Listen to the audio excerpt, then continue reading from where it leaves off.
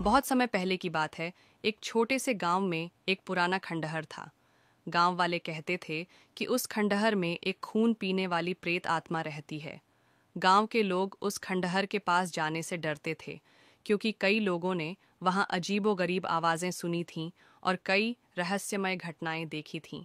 एक रात गांव का एक जवान लड़का, जिसका नाम अर्जुन था, अपने दोस्तों के साथ उस खंडहर को देखने का फैसला करता है। उसके दोस्तों ने उसे कई बार मना किया, लेकिन वह अपनी बहादुरी साबित करना चाहता था। रात के काले अंधेरे में चारों दोस्त खंडहर के पास पहुंचे।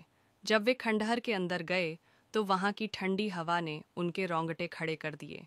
दीवारों पर उकेरे गए अजीब चित्र और झूलते हुए दरवाजे ने उन्हें और भी डराया।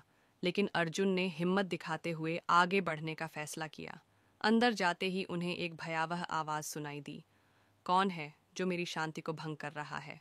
सबसे पहले तो वे डर गए, लेकिन अर्जुन ने फिर से हिम्मत जुटाई और बोला, मैं कोई डरने वाला नहीं हूँ। अगर तुम सच में प्रेत हो तो अपना रूप दिखाओ। उसकी यह बात सुनकर अचानक खंडहर की दीवारों में से एक काला साया निकला। वह एक महिला की आकृति में थी, जिसके लंबे बाल बिखरे हुए थे और उसकी आंखों में खून लाल था। मैंने कई लोगों का खून पिया है, उसने कहा, और अब तेरा नंबर है। अर्जुन और उसके दोस्त भागने लगे, लेकिन उस प्रेत ने उन्हें चारों ओर से घेर लिया।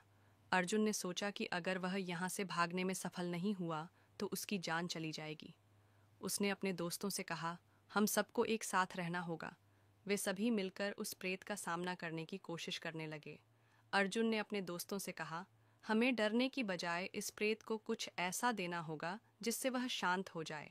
अर्जुन ने अपने दोस्तों से कहा कि वे सब अपने हाथों से खंडहर की दीवारों पर एक सामूहिक चित्र बनाने का प्रयास करें, जिसमें वे उस प्रेत को शांति का संकेत देंगे। जब वे चित्र बनाने लगे तो प्रेत ने धीरे धीरे उनकी ओर देखा और उसकी आंखों में बदलते भाव आ गए। चित्र बनते बनते प्रेत का रूप भी धीरे धीरे शांत होता गया। अंत में प्रेत ने कहा, तुमने मेरी आत्मा की शांति के लिए जो प्रयास किया है, उसके लिए मैं तुम्हें धन्यवाद देती हूँ। अब मैं जा रही हूँ। उसके जाने के बाद खंडहर की हवा शांत हो गई और वहाँ की भयावहता खत्म हो गई।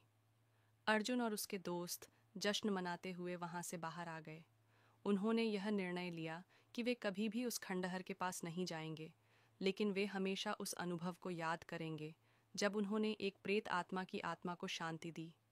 इस तरह से खंडहर अब एक आम जगह बन गया और गांव वालों का डर धीरे धीरे समाप्त हो गया। लेकिन अर्जुन और उसके दोस्तों के लिए वह रात हमेशा एक यादगार कहानी बनी रहेगी।